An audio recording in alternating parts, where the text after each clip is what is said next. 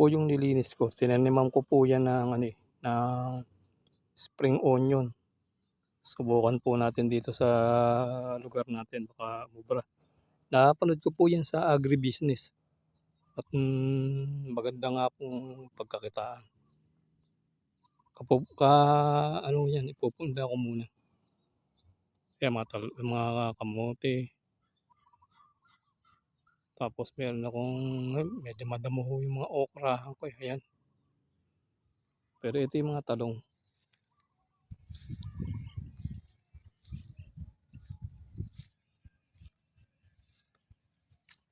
Yan po yung aking mga tanim na talong. Yan, medyo ano po yan mga 2 weeks. 2 weeks pa lang yan. Yan, tanim kong talong.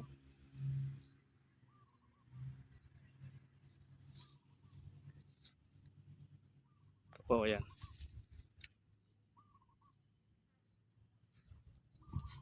Nagtanim ako ng ilang kamatis pero mukhang hindi ubar dito kasi matubig eh. Ayaw ng kamatis. Alam po, ang kamatis ayaw niya sa matubig. Ito po yung katabi ko pa. Tanim siya, ampalaya. Pwede ho pala rito yung mga ganitong tanim pagka tag-araw. Medyo madamo ho yung aking talungan. Sa isang araw, bobombahin ko yan ng pamatida mo. Tsaka yung okrahan.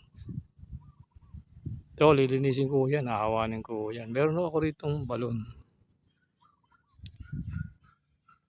Ito. Luluwangan ko yan. Ang mga 6 by 6 meter. Pwedeng hagisan ng yan, ng kundi tilapia, ng bata yung catfish, hito. Ito po yung mga katabi ko. Ano po yan, palay. Kaganda ng palay nila.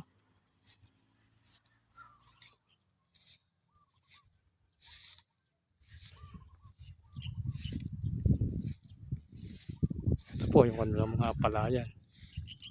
Yan, nakapaligid po, nakagitna po tayo dyan sa palayan. Ang ganda po rito sa lugar na ito. Kaya bala ko dito ako magpagawa ng bahay. Malamig. Pero may katabi ho akong bahay ditong malaki. Palayan din ho yung dilaw na yan. Mapapalapit ng anihin yan. Ito, may katabi akong bahay na malaki yan.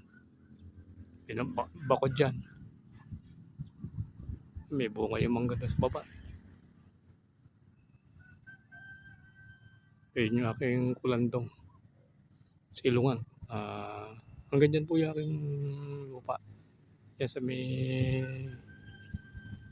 nakita niyo po yung kortina po yan. Ginawa kong bubong. At para meron akong masilungan. Ito po yung lupa ko yan hanggang dyan. Yan hanggang dyan po sa may ampalayahan yan.